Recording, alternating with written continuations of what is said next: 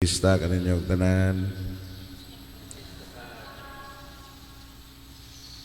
Way barefoot procession karon.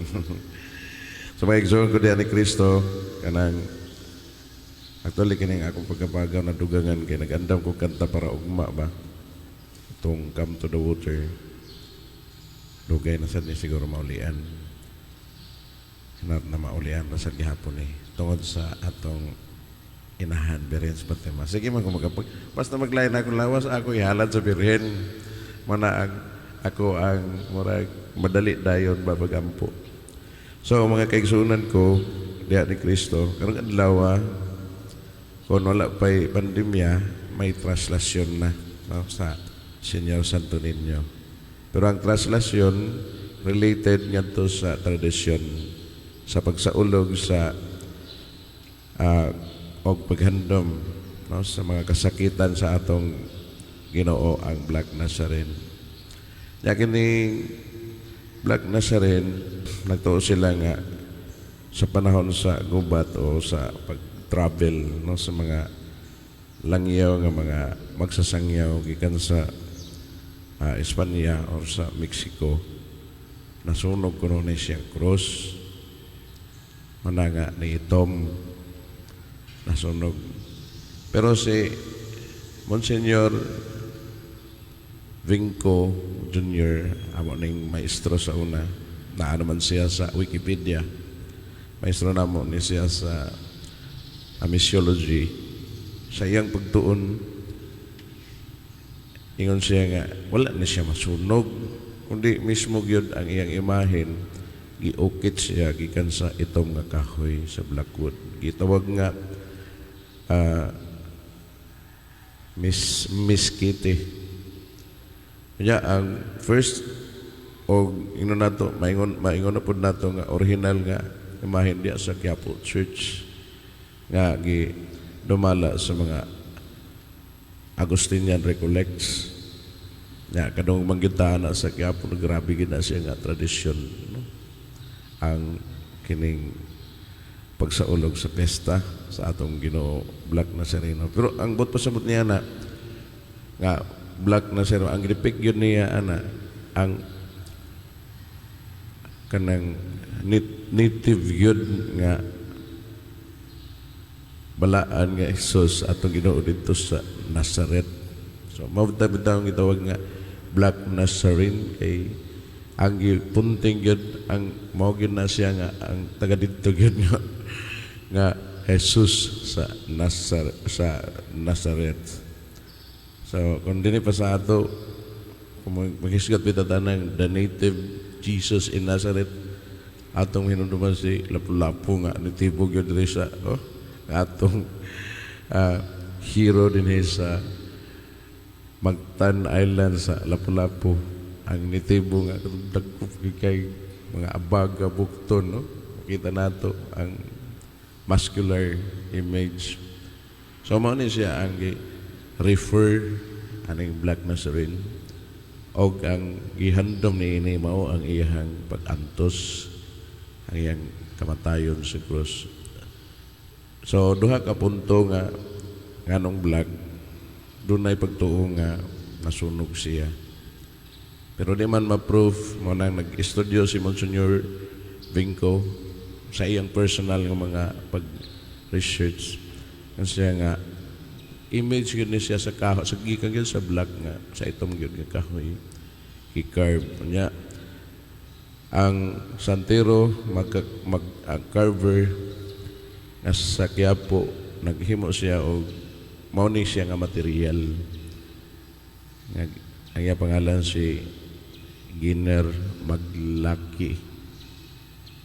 Mana siya mga importante na mga taas-taas ang sulat pero di man gud mo atong devotion sa parokya man nga ako lang gi-pick up gamay ang mga kuan importante nga item.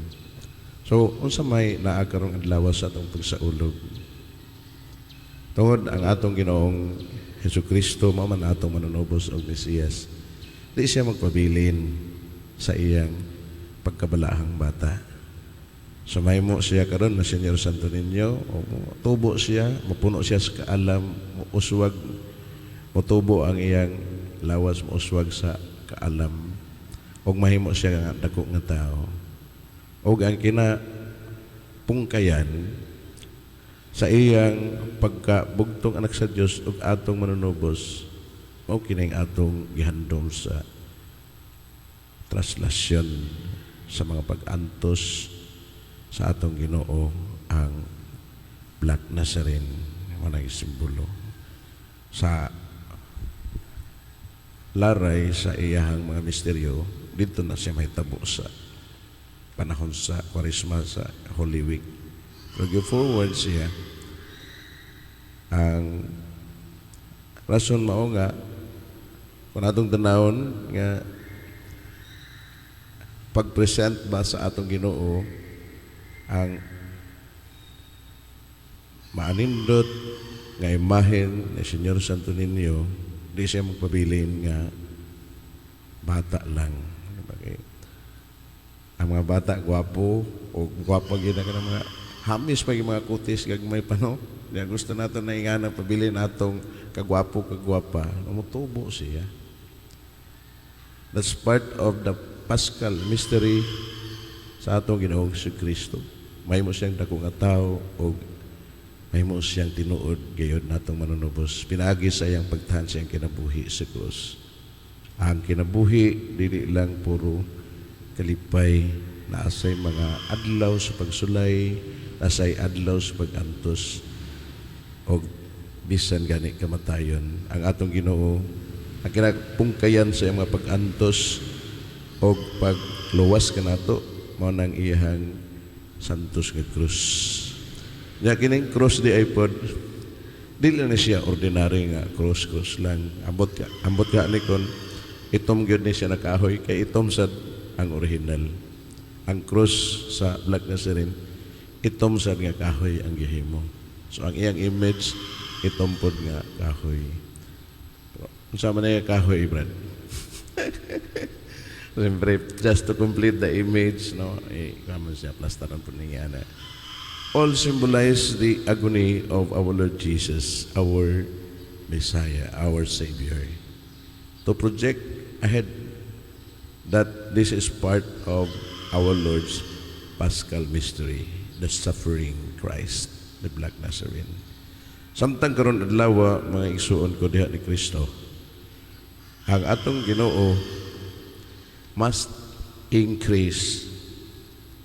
So si Juan nga magbunyag must decrease. So atong nadungog sa kuan karon kanang labi na sa Santos nga Ebanghelyo kining mapabusanon nga pag pakilid ni San Juan nga bunyag. Tungod kay murag lesson pud man kinumdum ko sa atong ordinary nga human experience. Kanang role of the bearer bitaw in a relationship. Kakuan mo niya na ipanultihon. Okay, siyempre mga idara naman kita, no? Pero katong sa mga batanon ba na ipanultihon nila, kaya hinumdum po ka na, the bearer is the owner, which is a concrete human tendency or character na nga bearer kita, di na mahinuon nato kanang ato na mahinuon kanang ilugon sa tag-iya. No? Muna ang selfishness, ang greed sa tao. That is why kung mahinumdum kita ini nga gospel, dapat atong hinumduman unsa ang sakto nga kinaiya sa instrumento ni Kristo, sa bearer ni Kristo. We are all bearers of Christ's salvation, of Christ's saving grace to one another. We are not the Christ. Si Juan nga magbunyag is just the bearer, but important bearer of the Lord. He is not the Christ. That's why our gospel today presents John the Baptist nga says himself, I must decrease so He will increase. So mga bearers are not the owners. They are not the centers. So karon ang pinakauyukan nga mensahe sa Santos Ebanghelyo mo na ang centrality of Christ in everything that we do, in our mission work. So we should not forget, and we should always continue to be humble when we work for the kingdom of God. It is Christ the owner. We are only bearers of His grace. Amen. Palihog.